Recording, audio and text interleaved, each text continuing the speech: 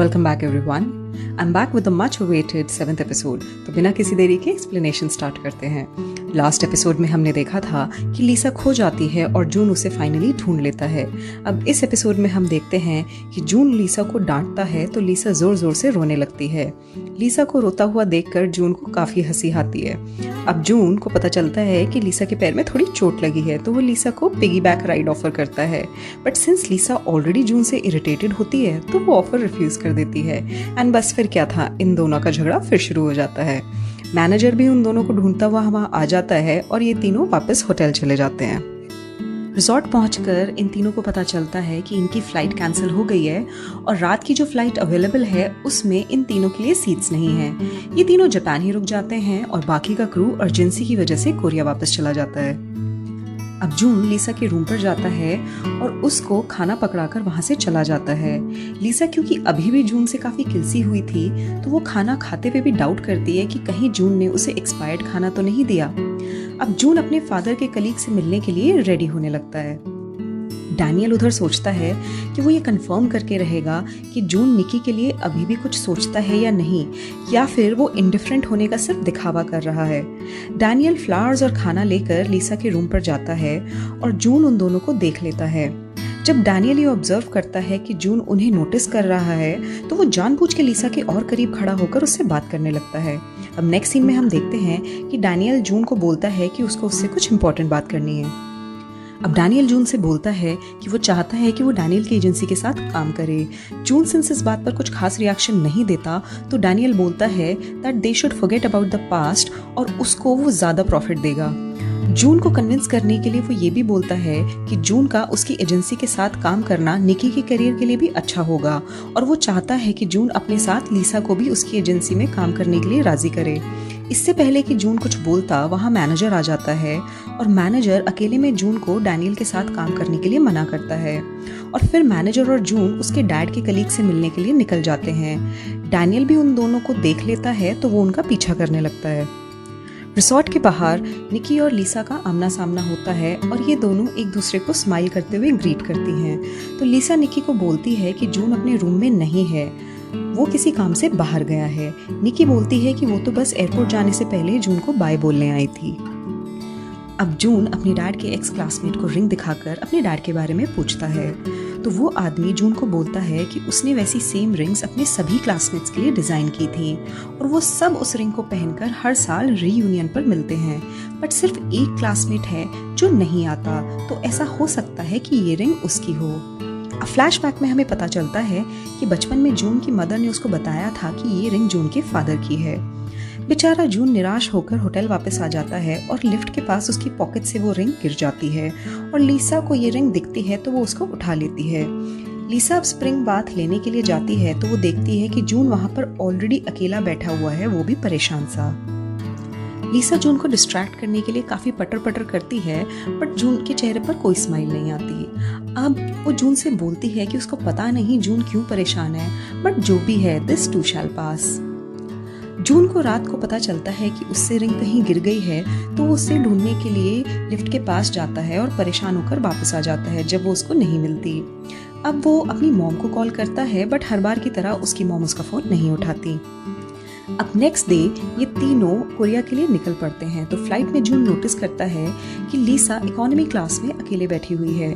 अब जून air hostess से बोलकर लीसा की सीट अपग्रेड करा देता है। एयर होस्टेस जून के कहने पर लीसा को झूठ बोलती है कि माइलेज पॉइंट्स की वजह से उसकी सीट अपग्रेड हो गई है।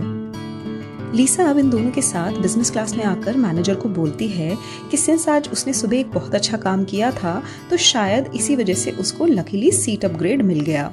मैनेजर के पूछने पर लीसा बताती है कि उसको एक रिंग मिली थी जो उसने होटल के रिसेप्शन पर डिपॉजिट कर दी। ये सुनकर जून और मैनेजर दोनों ही काफी रिलैक्स्ड हो जाते हैं। अब ये लोग कोरिया पहुंच जाते हैं और फ्लाइट से उतरने से पहले मैनेजर लीसा को बोलता है कि कोरिया में so I married an anti fan का पहला एपिसोड रिलीज हो गया था और फैंस ऑलरेडी लीसा को काफी हेट कर रहे हैं तो वो थोड़ा संभल के रहे। एयरपोर्ट पे जून के फैंस बेसब्री से उसका वेट कर रहे होते हैं और लीसा को देखते ही वो उसे मर्डरर बोलने लगते हैं क्योंकि उसने जून की ड्रिंक में कुछ मिलाया था। जून अब लीसा को प्रेस से बचाने के लिए उसे अपनी कैप पहना देता है और अपने फैंस से रिक्वेस्ट करता है कि वो लीसा को परेशान ना करें।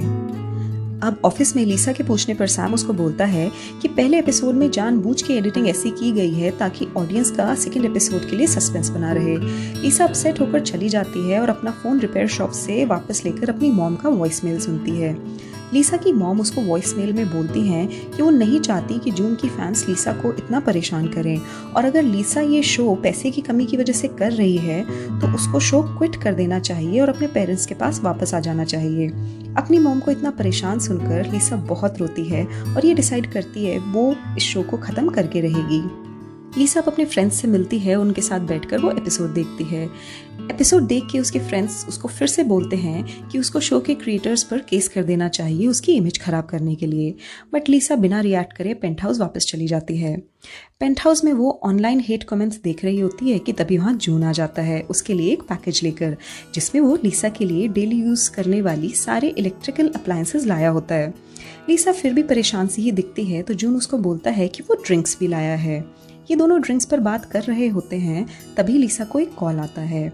जून लीसा से पूछता है कि क्या लीसा का कोई बॉयफ्रेंड है जो उसको कॉल कर रहा है।